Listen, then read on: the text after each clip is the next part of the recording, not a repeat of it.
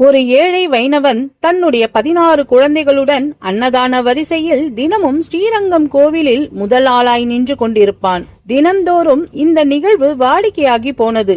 கோவிலுக்கு தொண்டு எதுவும் செய்யாமல் அன்னதானத்திற்கு மட்டும் தன் குழந்தைகளுடன் வரிசையில் நிற்பதை பார்த்த ஊழியர்களுக்கு எரிச்சலானது. அதனால் அவரை விரட்டினார்கள். அப்போது அங்கே வந்த ராமானுஜர் நடந்தவற்றை கேட்டு அறிந்து கொண்டார்.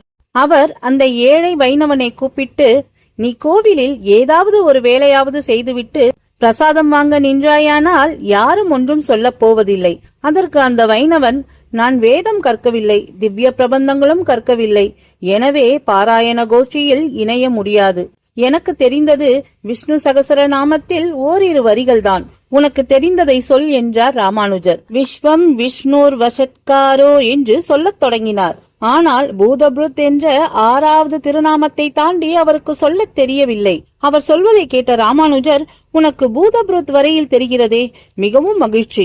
தினமும் நீ பூதபுருத்தே நமக என்று சொல்லிக் கொண்டு வா. நீ உணவு தேடி வர வேண்டாம், நீ இருக்கும் இடத்திற்கே உணவு உன்னை தேடி வரும் என்றார். அடுத்த நாளிலிருந்து அந்த ஏழை கோவிலுக்கு வரவில்லை. ஆனால் விசித்திர நிகழ்வாக ரங்கநாதருக்கு படைக்கப்படும் பிரசாதத்தில் ஒரு பாகம் தினமும் காணாமல் போனது. கண்ணும் கருத்துமாக பாதுகாத்தும் இத்தகைய திருட்டு எப்படி நடக்கின்றது என்று கண்டுபிடிக்க முடியவில்லை. இதனை ராமானுஜரிடம் தெரிவித்தார்கள்.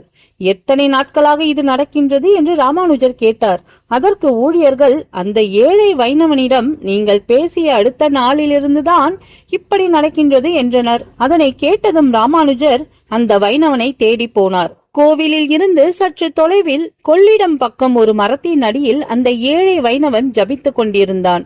அவனுடைய 16 குழந்தைகளும் ஆரோக்கியமாக விளையாடி கொண்டிருந்தனர். ராமானுஜரை கண்டதும் அந்த ஏழை வைணவன் ஓடி வந்து அவர் திருவடியை வணங்கினான். நீங்கள் சொன்னது போல் நான் தினமும் பூதபுருத்தே நமக என்ற திருநாமத்தை பாராயணம் செய்கின்றேன். ஒரு சிறுவன் தினமும் 2 வேளை உணவு கொண்டு வந்து தருகின்றான். உங்கள் ஞானத்தால் நாங்கள் தங்குமிடம் கண்டு கொண்டு உணவளித்த உங்களுக்கு நன்றி என்று வைணவன் கூறுகின்றான். உனக்கு உணவு கொண்டு வந்து தரும் அந்த சிறுவனின் பெயர் என்ன என்று ராமானுஜர் கேட்டார். அவனுடைய பெயர் அழகிய மணவாள ராமானுஜதாசன் என்று சொன்னான். உனக்கு உணவு கொடுத்து அனுப்பியது நான் இல்லை, அந்த சிறுவனாக வந்தது சாட்சாத் அந்த திருவரங்கன்தான்.